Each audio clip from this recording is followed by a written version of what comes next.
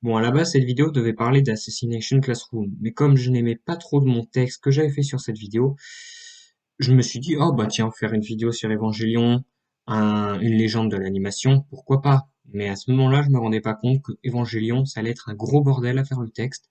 Mais au final, j'ai réussi à faire un texte qui tient la route. Attention, c'est peut-être pas le meilleur texte au monde, mais qui tient la route, et je trouve que pour ce, pour ce qu'est cette vidéo, et ce qu'est ma chaîne en global, ça tient.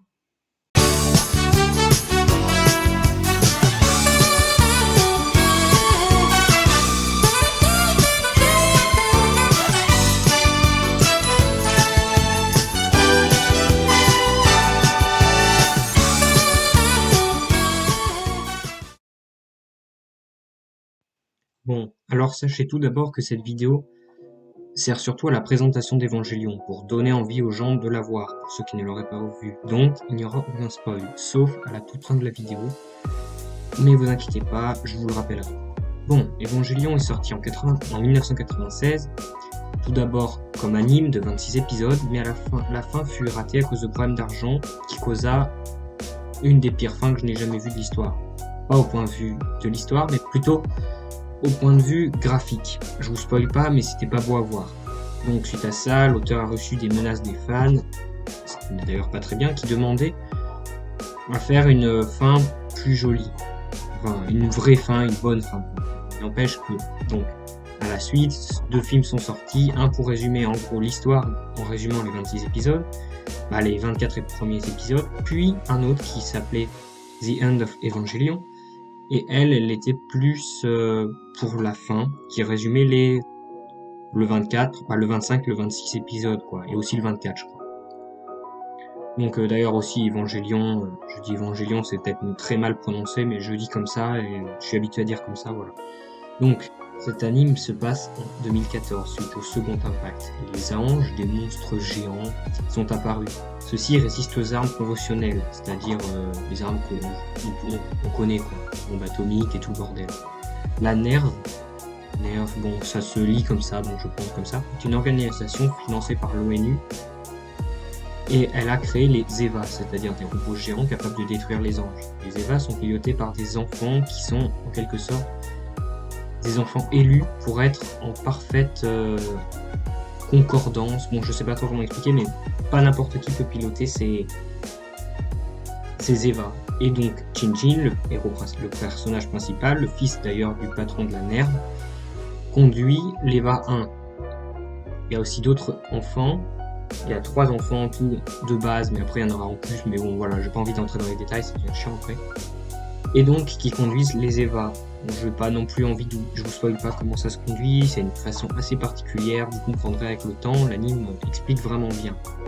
Donc ce Shinjin conduit les Eva à contre-cœur. Lui, il n'a pas vraiment envie de les conduire, c'est plus son père qui l'a forcé, et puis au fil du temps qu'il conduit, il pense que son père le félicitera, et donc c'est un peu la seule chose qui le pousse à conduire, et aussi que ses amis avec lui conduisent, voilà quoi. Mais au début, il est vraiment pas du tout chaud pour les conduire. Donc cet anime, en quelque sorte, raconte l'adolescence de cet enfant qui est loin d'être facile. Alors maintenant des points positifs. Evangelion est souvent cité comme un chef-d'œuvre de la Japanimation. Sans lui, la Japanimation aurait eu sûrement une moins grande place dans la société occidentale. C'est un animé de genre mecha, donc comme on le connaissait déjà bien avec Goldorak. Mais pour autant, l'anime ne se passe pas forcément que avec des combats de robots géants. Ça représente vraiment pas la partie entière de l'anime, et ça c'est vraiment bien. C'est ce qui a attiré un autre public. Il voulait montrer que ça avait beau être un anime de genre mecha, vous pouvez parler d'autre chose que des combats de robots. Il peut avoir derrière aussi, derrière de simples combats, une réflexion. Et Evangelion, ça ne manque pas de réflexion. Ce qui m'a le plus marqué dans cet anime, c'est les relations entre les personnages, entre Shinjin, Asuka, ou encore d'autres personnages avec Rei, Misato, ou encore le père de Shinjin tout simplement. Les relations sont loin d'être faciles comme ah bah on est copains, ou alors des love stories à la con. Les relations sont bien plus compliquées, que ce soit de la jalousie, de la haine, de la gêne, de la pudeur. On est loin de la vie toute rose où les relations se font en quasiment même pas 2 secondes. Salut, oh, ça te dit qu'on est amis, voilà. Comme on peut le voir dans nombreux animés. Et ça, vraiment, ça m'avait beaucoup plu. Parlons maintenant des points négatifs de Evangelion.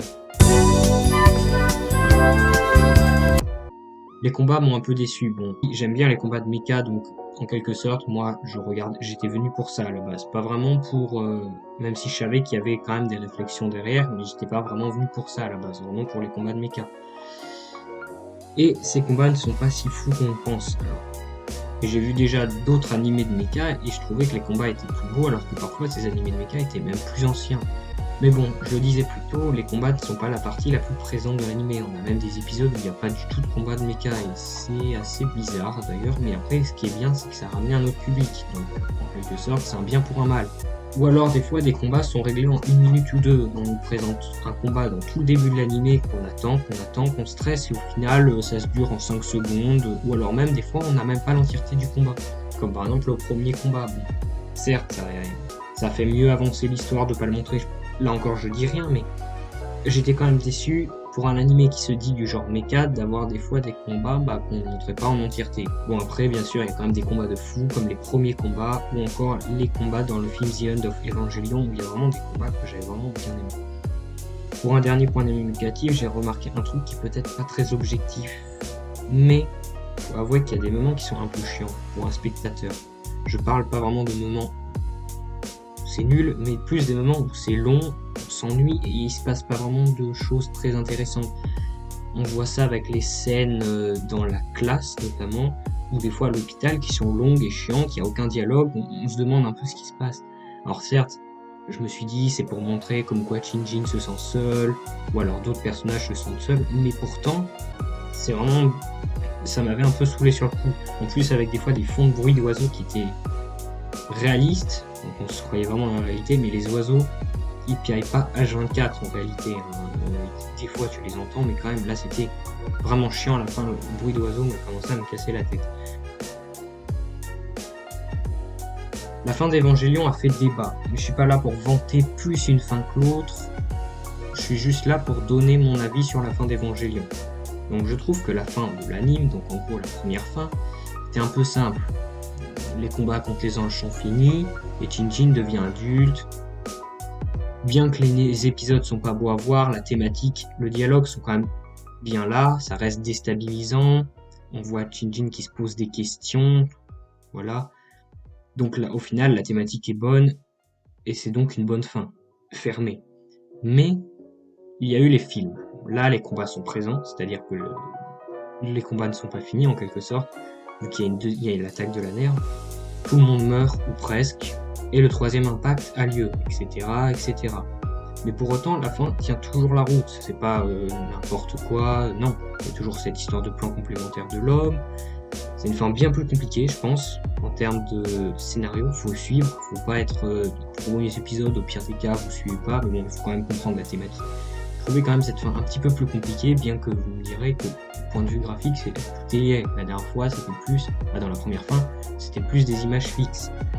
Mais j'ai trouvé cette fin pas nulle, mais elle m'avait moins plu. Déjà, c'était plus une fin c'est fermé, on pouvait bien maintenant appeler à une autre histoire, et peut-être que c'était justement pour faire plaisir aux fans, en vous leur montrant que ce n'était peut-être pas fini. Pour moi, cette fin n'est pas fermée, elle appelle à une autre histoire. Bien qu'un film soit sorti en 2012, je pense pas vraiment avoir eu la suite d'Evangelion, et peut-être qu'elle n'aura même jamais lieu, cette suite. J'en sais pas grand chose, j'ai pas trop vu les actualités d'Evangelion, je pense que c'est un peu... je sais même pas où en est l'auteur, je me suis pas renseigné là-dessus. De toute façon, j'ai pas vraiment envie de parler de cette suite. Pour moi, Evangelion se termine après The End of Evangelion. De toute façon, ça se dit dans le titre, c'est la fin, quoi. Bien qu'il appelle à une suite qui est plus qu'à faire dans notre tête, ou peut-être des fans suites, j'en sais rien, mais pour moi, mon travail se termine là. La fin officielle est pour moi terminée. Je ne parlerai pas du film de 2012 dans ce cas. Passons maintenant à la conclusion.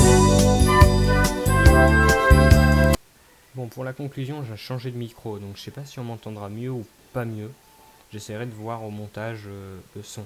Donc au moment où je tourne cette conclusion, c'est 5 jours après la fin de la réalisation du texte et 3 jours après la fin de l'enregistrement et 1 jour après la fin totale du montage. Donc autant vous dire, oui, cette vidéo, je pense que c'est une de mes vidéos qui m'a pris le plus de temps à faire.